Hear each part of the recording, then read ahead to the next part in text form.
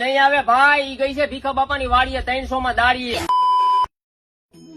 તો જય હિન્દ અને જય માતાજી મિત્રો, સ્વાગત છે તમારા મારા મિની વ્લોગમાં. તો સવારમાં પછી તૈયાર થઈ અને હું મારા મિત્રો સાથે નીકળી ગયો હતો આઈટીઆઈ તરફ. પછી આઈટીઆઈ અમારે જવાનું હતું, આજ મોડું જવાનું જ નહોતું, કેમ કે મારે જવાનું હતું મારા મિત્ર જોશીભાઈ યારે.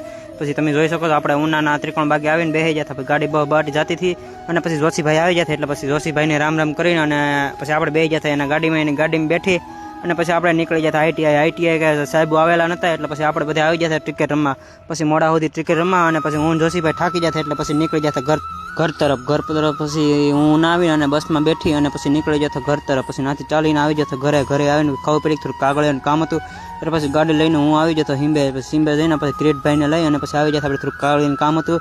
પછી આ બધું આપણે કાગળિયાનું કામ પૂરું થતું હતું અને પછી કાગળિયા બધા દઈ અને પછી હું નીકળી જતો ગાડી લઈને ઘર તરફ. પછી ઘરે જઈને ખબર પડી આપણે જે આ કોલેજ હતો, આપણે કોલેજ એટલે વિજયભાઈ આપણે આવેલા હતા. પછી વિજયભાઈને રામ કરી અને પછી એ પોતાના કામમાં જતા. આપણે બહુ વાતો કરતા નહીં, પછી આવી જતા એ હાટીઓ ખેંચવા માટે, જે પોતાનું કામ દિલથી કરતા હતા, એટલે આપણે ડિસ્ટર્બ કર્યા નહીં.